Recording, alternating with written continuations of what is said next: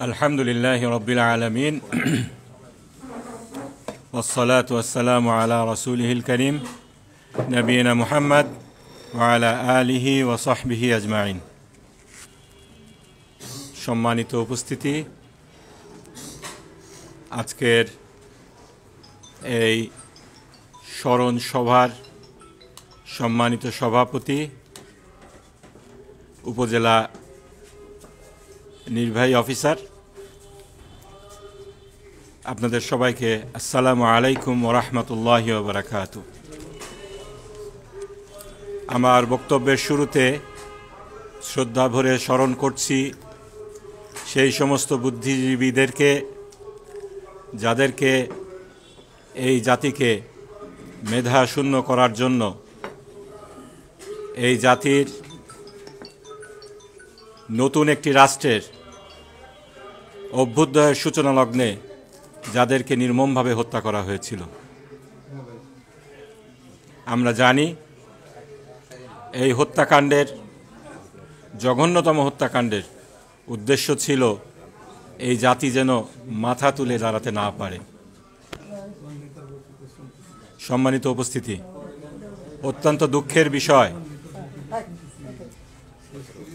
এই রাষ্ট্র যখন যাত্রা শুরু করে, যাদের উচিত ছিল এই জঘন্যতম হত্যাকাণ্ডের যারা শিকার হয়েছে তাদেরকে যথাযথ সম্মান প্রদান করা এবং সেই সমস্ত হত্যাকাণ্ডের সুষ্ঠু তদন্ত সাপেক্ষে বিচার নিশ্চিত করা, তারা সেটা না করে তারা ফ্যাসিবাদী এজেন্ডা বাস্তবায়নের জন্য, বাকশাল কায়েমের জন্য জাতিকে সেই বিষয়টাকে ইস্যু করে বিভাজনের রাজনীতি শুরু করে।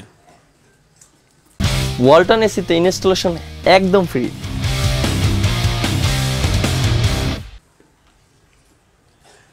এই সংক্রান্ত পড়াশোনা করে যেটা জানতে পেরেছি, তৎকালীন বুদ্ধিজীবী হত্যাকেন্দ্রিক 42টি মামলা হয়েছিল। সরকারের অনিচ্ছা সত্ত্বেও সিভিল সোসাইটি একটি বুদ্ধিজীবী হত্যাকাণ্ডের জন্য তদন্ত কমিটি গঠন করেছিল শহীদুল্লাহ কায়সারের ভাই জহির রায়হান তার নেতৃত্বে।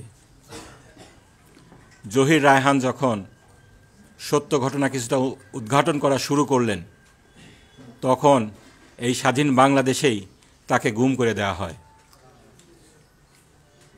পরবর্তী ইতিহাস আমরা জানি, এদেশে ফ্যাসিবাদী শাসন কায়েম হলো, ক্ষমতার পট পরিবর্তন হলো এবং দীর্ঘদিন পরে আবার ফ্যাসিবাদ আমাদের ঘাড়ে দীর্ঘদিনের জন্য চেপে বসলো। এবং সেই যে রাজনীতির, বিভাজনের রাজনীতি শুরু হয়েছিল 1972 সালে, তারই ধারাবাহিকতায় এদেশের মেধাশূন্য করার যেই পরিকল্পনা, সেটা বাস্তবায়িত হতে লাগলো। এদেশের মেধাবী রাজনীতিবিদদেরকে বিচারের নামে প্রহসন করে হত্যা করা হলো এবং পরবর্তীতে এই দেশের বিপ্লবী ছাত্র জনতা মেধা না কোঠা, সেই মেধার ভিত্তিতে দেশ গড়ার যেই সংকল্প, সেটাকে বাস্তবায়ন করার জন্যই একটি বিপ্লব সংগঠিত করলেন, ফ্যাসিবাদের অবসান হলো। সম্মানিত উপস্থিতি, 71 সালের বুদ্ধিজীবী হত্যাকাণ্ড নিঃসন্দেহে একটি জঘন্যতম হত্যাকাণ্ড। 50টি বছর পেরিয়ে গিয়েছে, কিন্তু আমি বলবো এই বিচারের সুষ্ঠু তদন্ত হওয়ার সময় এখনো শেষ হয়ে যায় নাই। এই বিচারের সুষ্ঠু তদন্ত হতে হবে, এই হত্যাকাণ্ডের সুষ্ঠু তদন্ত হতে হবে। প্রকৃতপক্ষে কারা দোষী ছিল, কারা এর বেনিফিশিয়ারি ছিল, এগুলা খুঁজে বের করতে হবে। অনেক বক্তা বলেছেন যে আমাদের পার্শ্ববর্তী একটি দেশ, আমাদের দেশ যাতে মাথা উঁচু করে দাঁড়াতে না পারে, স্বনির্ভর হতে না পারে, সেজন্য প্রতিনিয়ত ষড়যন্ত্র করে যাচ্ছে। তারই ধারাবাহিকতায় বিভাজনের রাজনীতি জিইয়ে রাখার জন্য 2009 সালে তারা তথাকথিত যুদ্ধাপরাধী ট্রাইব্যুনাল প্রতিষ্ঠা করে এবং এর মাধ্যমে তারা সেই 71 সালের আবেগ চেতনাকে পুঁজি করে দেশকে দীর্ঘমেয়াদী একটি গৃহযুদ্ধের দিকে ঠেলে দেওয়ার অপচেষ্টা চালায়। আমার শহীদ পিতা মৌলানা মতিউর রহমান নিজামী আপনাদেরই সন্তান, আপনারাই তাকে ভালো জানেন। 1986 সালের আগে উনি রাজনীতিবিদ হিসাবে এই অঞ্চলে পরিচিত ছিলেন না। কিন্তু আফসোসের বিষয়, এই অঞ্চলের এই এলাকার কিছু কুলাঙ্গারের সহযোগিতা নিয়ে শতাব্দীর জঘন্যতম মিথ্যাচারের মাধ্যমে ওনার ঘাড়ে বুদ্ধিজীবী হত্যাকাণ্ড সহ এই অঞ্চলের কিছু হত্যাকাণ্ডের দায়ভার চাপানো হয়। আমি আদালতে চ্যালেঞ্জ দিয়ে বলেছিলাম ওনার পক্ষের সাক্ষী হিসাবে যে 1971 সাল থেকে শুরু করে 1986 সাল পর্যন্ত কোনো পত্র পত্রিকায়, কোনো থানায় ওনার বিরুদ্ধে কোনো রিপোর্ট হয়েছে, কোনো মামলা হয়েছে, বুদ্ধিজীবী হত্যাকাণ্ডের জন্য ওনার দিকে কেউ আঙ্গুল তুলেছে, এটা যদি কেউ দেখাতে পারে আমি ওনার পক্ষ হয়ে দেশবাসীর কাছে মাপ চাব।